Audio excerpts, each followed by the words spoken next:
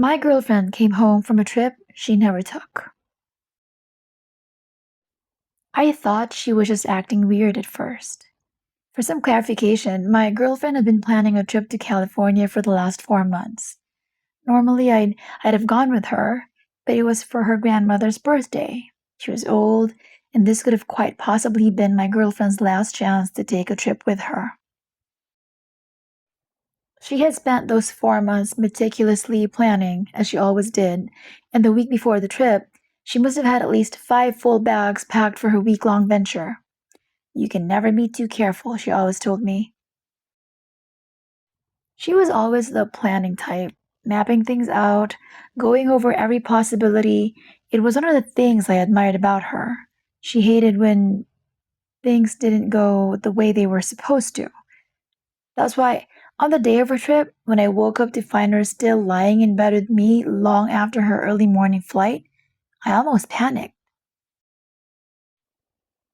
I shook her awake frantically, and her eyes slowly rolled open. She groggily asked why I was shaking her, and I was waking her up, and when I told her at the time, she didn't react how I expected her to. Instead of panicking herself or even calling her mom to let her know that she missed the flight, she simply rolled back over and shut her eyes again. Oh, yeah, she groaned. The flight. Honestly, it should be okay. Be okay? I responded, a bit flabbergasted. Don't you think you should at least call and let them know? She grumbled a lazy, no, no, everything should be fine, before she began snoring, something else that was completely new for her. I didn't know what else to do. I couldn't force her. I was just shocked. I just thought that maybe she had already talked to her mom and grandma. Maybe something had come up and she forgot to tell me. So I just went to work like everything was normal. When I came back, she was still at home. She looked absent. I found her sitting on the couch, staring at a black TV screen. When I greeted her, she snapped out of it. Honey, I'm so glad you're home, she chirped. Tell me everything that happened at work today. We spent the whole night chatting, but it was like her mind was somewhere else. I'd catch her drifting off into outer space. She thought too long about her responses.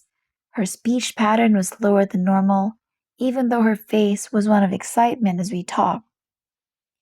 I figured that something must have happened with her grandmother, so I asked her,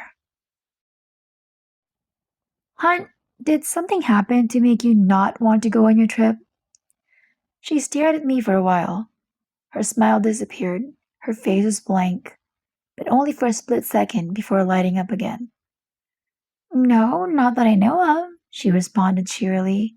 Why do you ask? Just wondering, I replied cautiously. The next few days were weird. She never seemed to want to leave the house. I mean, not that I could blame her. She had already taken off work from the trip, but I figured she'd at least want to go to the park or something. It was one of our favorite things to do. She also wasn't eating much.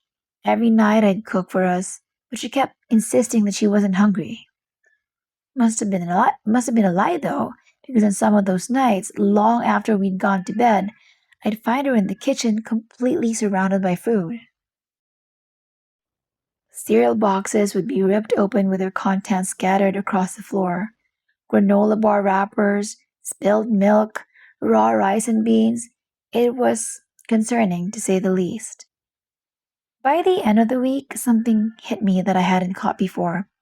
It was like a dim light bulb lit up over my head, and I approached her timidly.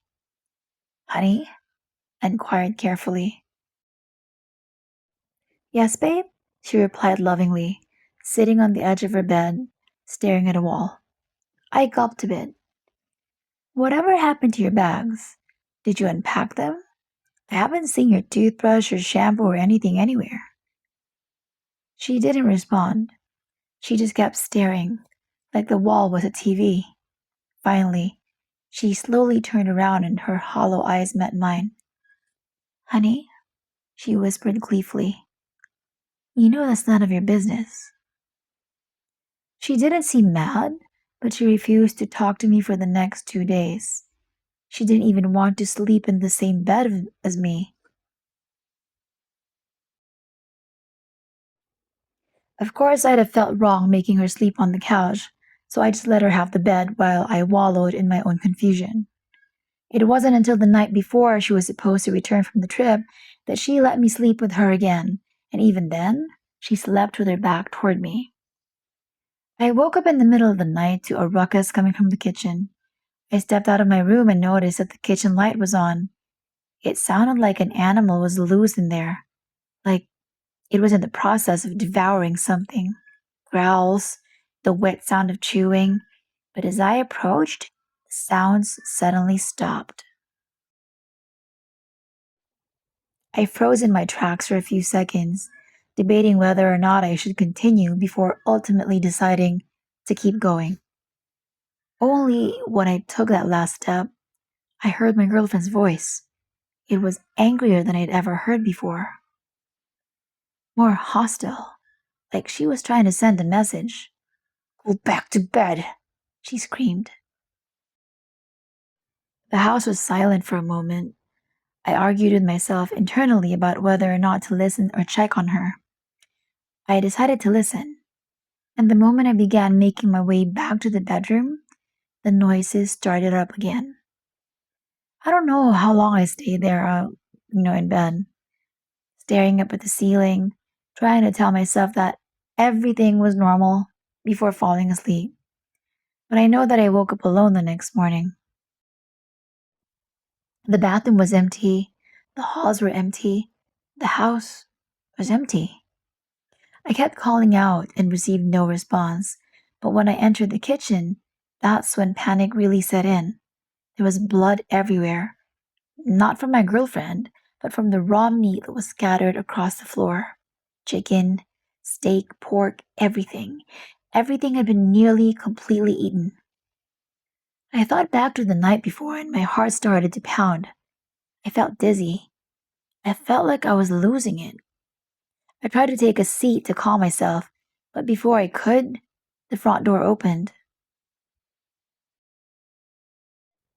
Honey, my girlfriend said, I'm home. Could you help me with the bags? I've got so much to tell you about my trip.